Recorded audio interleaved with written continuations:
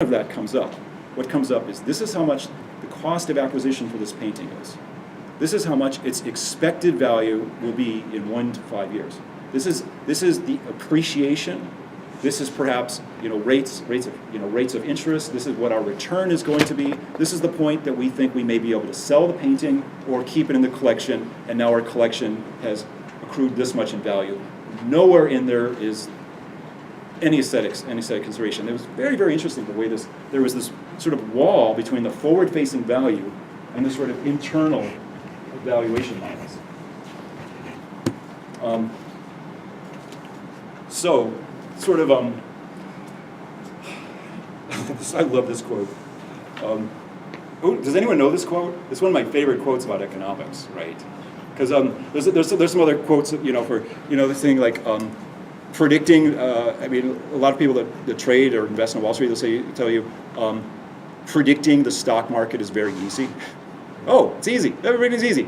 Oh, it turns out making money is hard, right? So wait, I can predict the market, but I can't make money, and I can tell you exactly where it's going, but I can't make money. And this is another one of those quotes. So valuation is obviously related to value, but obviously at the same time not the same thing. So this deeper look at value that we've taken is informed by how systems of quantification have evolved, and we'll continue to sort of like explore that. And it's intended to inform models of valuation that provide rational substantiation of what things are worth. So in particular, we'd like to apply this model to cryptocurrencies to know, perhaps even to know which ones are more valuable than others. That would be great, right? To know the value of various cryptocurrencies, and we're looking for a rational basis for such valuation models. Because why is it important for our valuation models to be rational? Well, because economics is rational. Why is economics rational? Because it assumes that everyone participating in the economic system is rational. But wait, how can they be rational if we just said every single person is acting out of a subjective sense of value and nobody agrees on any of that? How can it be rational? Well, the assumption is one of simply of consistency. It's like, if you say you like Macallan's more than Oban's, then when you go to the store, that's the one you buy. If you say one thing and then you do the other, then you're just irrational. Like, you're not rational. And it's predicated on the idea of rationality. We find more and more, most of the tools we use, they're predicated on some assumption that's sort of pushed out. And once you have that in place, once you make that assumption, then you have a really powerful tool. But you can, but making the macro assumption that, it means the economic participant, acts on their own preferences in a rational way, but such preferences themselves are ultimately rational. When you aggregate the sum total of these rational and irrational participants, you may decide to pay $500 million for a Rothko, on which no one's done yet, or a paltry, by comparison, $15,000 for a 20-year-old small bottle of Szechuan Mulan teriyaki dipping sauce. I heard some murmurs, so a couple of Rick and Morty fans possibly in the audience. But Ed, slide, how is value captured? Well, I mean, I think before going on to this, Forrest, you've made some really salient points. This idea that we can quantify everything, right? Seemingly. Except one thing. Right? One thing we can't except quality. And I was also taken by the idea that the U.S. national debt is magnitude two magnitudes greater than the stars in the universe. That really took me aback. And so this really goes into this. It to the stars. No debt to the stars. We sure do. But in particular, this idea of how is value captured, I think you really answer that well. In particular, this idea within cryptocurrency is that a value is captured. Now, whether that value goes up or down really also is referent to your earlier conversation about what is being captured in terms of the valuation model. But particularly with the private key infrastructure, that you can send X amount of Bitcoin, whether that's worth $1 at the time of sending or $10,000, and actually can be received by another person with that private key infrastructure, is certainly, I think you alluded to, this level of new quality which hasn't existed before. That's exactly what we're saying. So when we have the slide there with all the crazy looking math to represent the advanced mathematics of cryptography, and just what at a higher level of order of magnitude the cryptography space represents, what it represents this this revolutionary sort of change that it doesn't exist in a vacuum. I mean, you can't have it without computers and without a network of transmission, all these things. But in the 70s, we worked really, really hard to devise these things called one-way algorithms, which were a way that you could encode something, a message, into what's called a digest. And then anyone that receives that public transmission, so you take something private and you make it public, without revealing the private thing that you have, but proving beyond the shadow of a doubt that you have it, right? So this is the whole basis of it. So 77, RSA is invented, and there was a lot of people working in the space, and we finally have one of the first one-way encryption algorithms, and again, they work on the basis of entropy, which again sort of defines, the direction of time in the universe, which I find fascinating. I don't know that there's a really cogent, point to articulate in there, other than it's a very, very interesting parallel. And what this thing that is the PKI, so we talk about blockchain and cryptocurrency. The reason, we sort of we're toying with, do we call this quality in the age of quantification, or do we call this quality in the cryptographic age? And I sort of ended up on quality in the cryptographic age. So this digital age is not just an age of counting and ordering, it's an age of encoding in a cryptographic fashion to guarantee. So if quality is seen as this fidelity to this sort of ineffable ideal, and the quantification of it is seen as a way to try to manage or guarantee that quality, the cryptography absolutely provides unbreakable guarantees of the assurance. And what we'll find as we explore this more, it's not just assurance of some bits being in order. With the advent of cryptocurrencies, it's the assurance of a transmission of value, and on a deeper level, this PK infrastructure, which I think is a deeper social evolution than cryptocurrencies, the PKI infrastructure, the public key infrastructure, is a way of guaranteeing some personal or privately held value in an ever-changing public space. And I'm not sure if I'm sort of conveying how important this is. This is never before in human history have we been able to do this, but it's been a problem we've sort of wrestled with in many domains. Yeah, and for those of you who were with us in February, you've really built that whole technology stack, if you will, getting us to Bitcoin. So Bitcoin just doesn't appear out of nowhere in 2008, but it's actually built on this this whole stack of technology. And it's built on a history of how we capture value, how we represent it, starting with the clay tablets of the Sumerians, who would record how many cows someone owned. And clay tablets have something in common with Bitcoin. They're immutable. Right?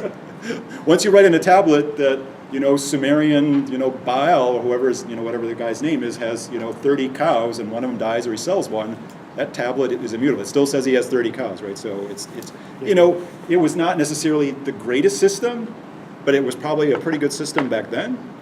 And what we find is that each of these technologies, each of the monies represents the best technology they had, and back then it was carving stuff on clay. That's what they had. And baking them. And baking them. And then there's the trading, the cowries, and you have kind of the barter networks evolved. And this was a way you could have a little bit of inflation in the economy because you have people foraging for more shells, right, and trading shells, and certain and they were not fungible. Why cowrie shells not fungible?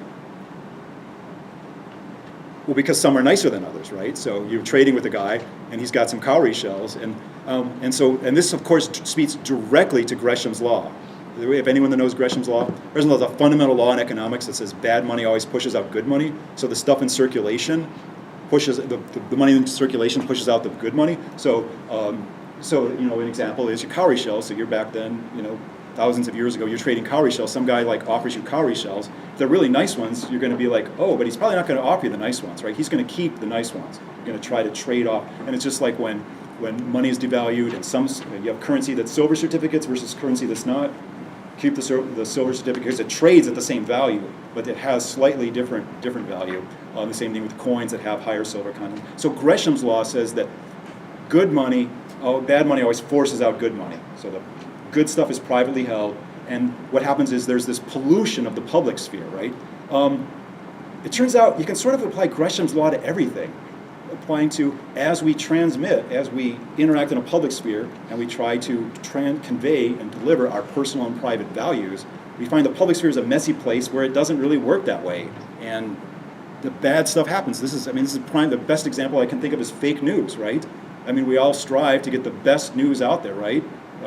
Or do we, right? What we have is this proliferation of bad news. You have the sort of Gresham's law of everything. But the point is, cowrie bells are not fungible because they're not all the same, right? Even coins, they're only fungible to the point where they have, the correct amount of silver content or whatever, gold or whatever. But then there's this whole age, the age of metals, where this was our money. And then we come up to the printing press, right? And all of a sudden, and money starts before printing press. I mean, by the way, the Chinese had paper money, in the 6th or 7th century. They had leather money going back, hundreds of years before that. But then it's not till Marco Polo in the 13th century brings it back that we sort of like, whoa, we sort of catch up. It was Marco Polo and the Crusades, I think, so much knowledge came in that just we don't acknowledge that we just sort of got this. And then what we have a missing one here, between the advent of paper money, the era of printing press, we have we do have electronic money, right? We have credit cards, we have electronic banking, but then there's this huge shift that happens. There's a huge shift that happens that when we go from the electronic money to cryptocurrencies, they're fundamentally different in the way they capture value, and value capture is on one hand a function of granularity. There's a lot, like we talked about before. There's lots of value that's not captured. You smile at someone. A great example that's used in feminist literature is all the work that women do that is undocumented, uncounted for. Right? It's like domestic work and women's work and stuff. It's not part of the economy. It's not captured in value. And there's two components to this, right? There's the socio-cultural component of what we choose to capture, but then there's also the technological component. It's like, how granular is our money? How much value can it capture? And it turns out that a highly interactive, high-speed, computational, networked global system that is cryptographically encoded is much more efficient at capturing value than some physical shells that you have to lug around, or even coins. The reason we have currency is mostly because of, it's generally because of the weight of carrying big chunks of gold around. So you're like, wait, we can just represent the gold with a certificate? And in many cases you find it was because of war. That was the time you needed to move the most gold around.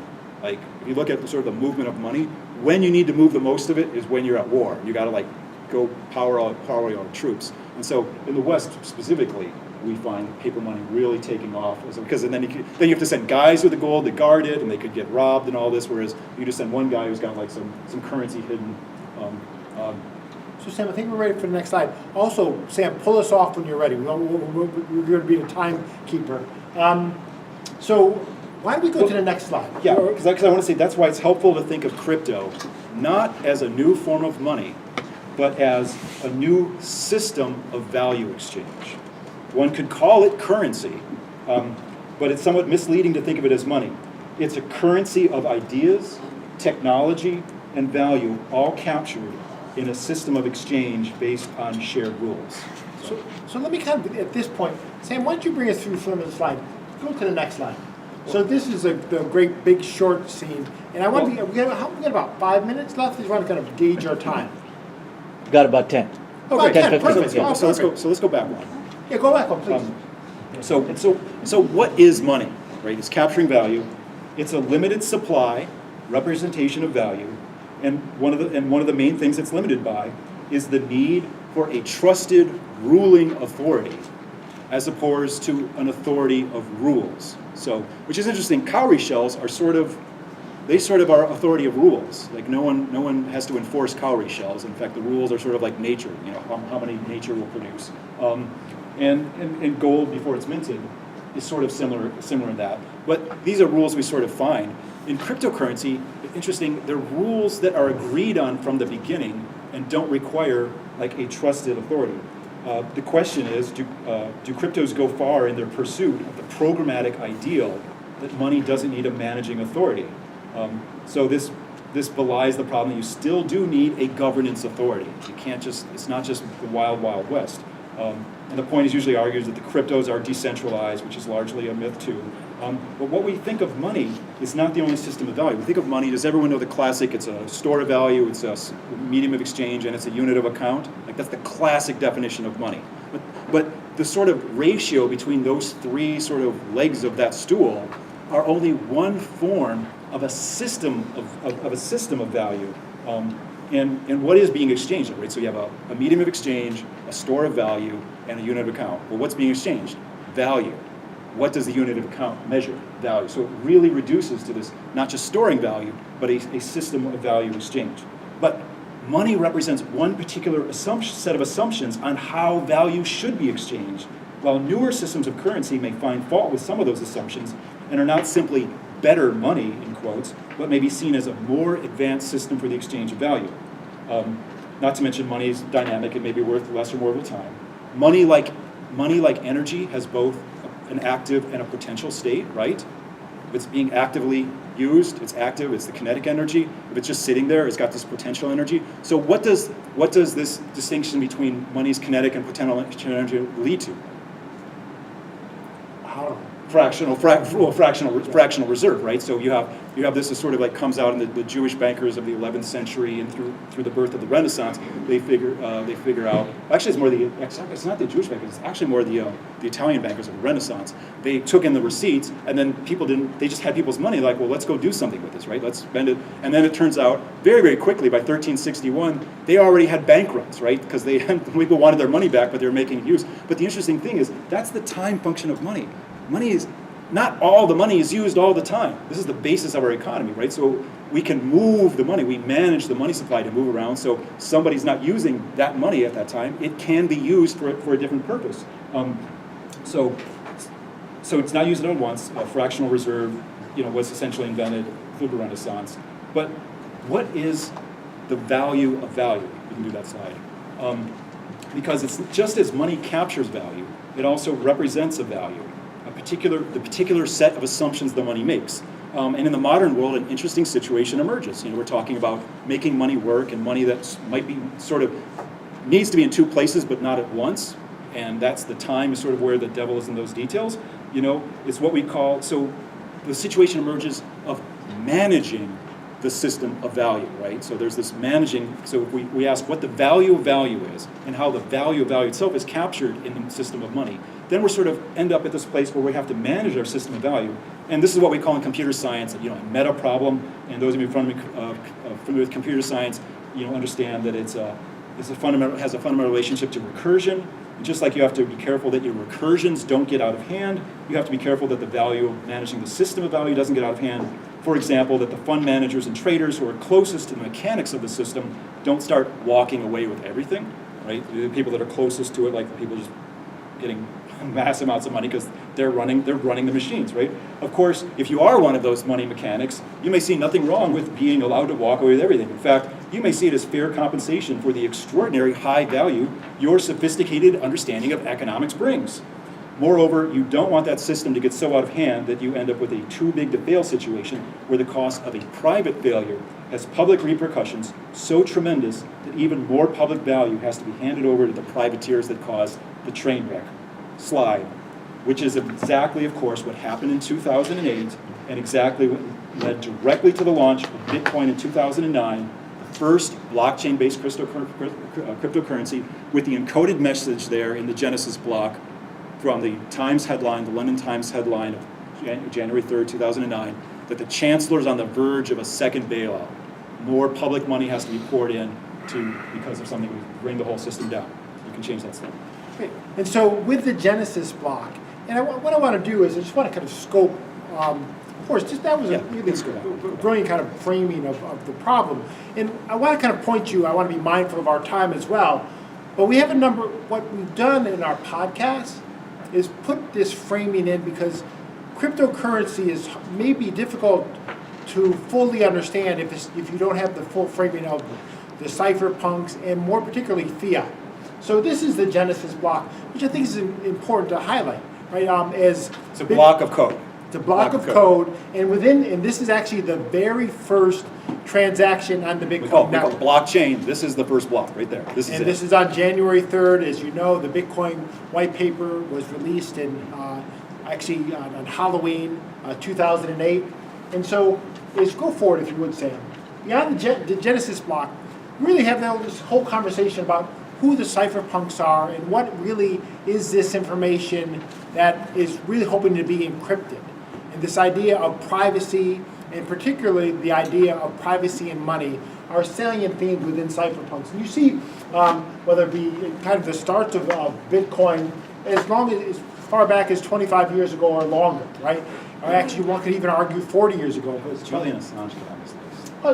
He needs to be like, so Ed's a professor at CUNY, and CUNY has these famous heads, they're not heads, they're busts. They have busts of like all the famous people in American history, in literature, in the judiciary, and military affairs, and economics, and literature. And every once in a while in this long hall of fame, which is just a fantastic thing, because there they all are, there's like a couple of them that are just missing, right? There was one there, and they're gone, right? And you don't know who they were or why they got removed, but they're just not there. You want to do that to Julian Assange, don't you? I kind of do. Next slide, please. So this is really the pre-Bitcoin history.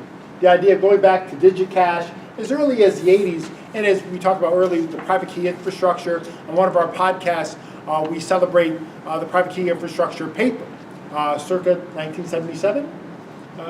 PKI? Yeah. Yeah, it might have been earlier than that, I think. The Bob and Alice? Well, Bob and Alice is 77. No, but PKI really starts coming together in the 90s. So you see all of this, that there's this long history of Bitcoin, particularly the technology that undergirds it, and the ways in which it really picks up speed through the 90s, through the O's, and then the financial crisis happens. The Satoshi Nakamoto white paper is then, what's the expression, dropped, right, on Halloween. So this idea that there's a new quality in money really is salient. Let's go to the next slide. And one of the things to keep in mind is there's two forces at work here. There's guys like David Chom, who's like trying to come up with the DigiCash version, and then you have Adam Back, who's using, it's called Hashcash, but with the exception of Chom, all the rest of them are working on a transactional system for sharing computational resources. It's not until Sakamoto comes on that it's valid as an economic system. Up until that point, they're trying to figure out a way for basically computers to charge other computers to do work. And so this is the Bitcoin paper itself. And then Sakamoto brings all this together, solving what was the really unsolved problem at the time, which was the double spend problem. So up until this point, no one had figured out how to keep people from re-spending the same money, and this is the fundamental problem. So Sam's giving me 5 minutes. So let me kind of give you the overview of the rest of the talk. Well, there'll be a part 2. You can find it at our podcast.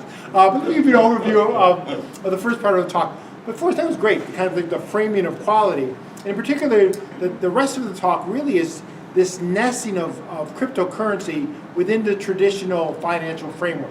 So particularly, if you follow Bitcoin now, there's this conversation, particularly with Blockstream and Bitcoin Core, that Bitcoin is going to be the store of value. And if you did transactions in December, one might have paid $70 per transaction, which Roger Ver, who really kind of is the head of the Bitcoin Cash fork from August, really highlighted that this was the vision of Satoshi Nakamoto. Forrest and I were Everybody thinks they know this guy's vision. He disappeared. He was around for a couple years. He releases this thing, and now everybody thinks they know what he was thinking. Well, this is original vision. This is where Forrest and I we kind of laugh at this, because it's really the replaying of the world, right? Like, for example, I grew up a religious person. There's all sorts of ways that one interprets holy books, right? And faction upon faction. And so you see this in no small way. But this idea that Bitcoin really is this peer-to-peer version of cash. And so you can, if you study the BTC community of the last year, it's now a store of value. And you're not going to be able to buy coffee with it. So which you kind of have to see the whole nuancing and the reframing of the issue. One more slide, Sam, and then I know you're going to, I hope you don't bring the hook. Next slide. One more slide. One more slide. One more slide. One more. One more to the banking slide. One more. See, there's lots here. There's a lot here, so you'll be able to catch up. We skipped over a little bit. But this is really what I think Forrest and I have done in our podcast, is to provide this context to talk about Bitcoin, which I think often is missing. So this idea that dating back, 114 years ago, to the Knickerbocker crash, in the first kind of run on the bank, you will. Forrest has this kind of really memorable saying that everything's fun and games until there's a run on the bank. And how this really leads to the Federal Reserve Act under Woodrow Wilson. And this idea that then fiat currency happens in mass. This idea that you're printing money. It sets the stage for it. Yeah. And particularly you see this. We're still tied to gold. We're still tied to gold, but in ways that you see the fiat system really kind of taking shape. We could talk about this, just fractional sort of inherently lead to fiat. Like, you deploy a fractional system, is it ultimately sort of going to end up as a fiat system? And we really explore this in detail in the podcast. And so what I really kind of want to end this conversation on is, why don't we go to the Nixon slide? We went in on the gold standard because... This is a great slide. So we're going to end it because what's being positioned in the Bitcoin community is now Bitcoin is this new gold, the new gold. The Bitcoin community. Yeah. Because there is only a Bitcoin community, and we know we can define what that is. Well, I would say within the let me be very, very specific. Within the Bitcoin maximalist community. Oh, that's very specific. So Bitcoin. Is there anyone here that knows what a Bitcoin maximalist is? So Bitcoin maximalist is someone. So now you have the original Bitcoin. They have all these other coins that sort of spring up to sort of supplement it. And a Bitcoin maximalist is someone that says, nope, it's all about the Bitcoin. Those others, Bitcoin rules. All other coins do it. That's what they're saying. And so all of their opinions are, will always come back to the fact that it's all about the Bitcoin on that. So they're only a little bit biased in that regard. And in fact, this is actually really well highlighted by Trace Mayer's idea that Bitcoin will be the world reserve currency. No, and it's only a coincidence that these are that the Bitcoin maximalists are the ones that put 1,000 in 2010. That's just coincidence. If they didn't put any in, or they were still getting in, they would still believe just as strongly that everyone should be on this particular train and no other. So you can see the hype cycle. You can see the ways in which, even in cryptocurrency, has cypherpunks, freedom roots, gets changed. It gets nuanced as you present new business models. So this idea that the gold window closes in August of '71, and I think our window is closing. And I think our window is closing as well. But really, it brings this end to a certain type of quality. So if you want to hear more, we have more on our podcast. You can hear more from us, or you can ask questions if we have time.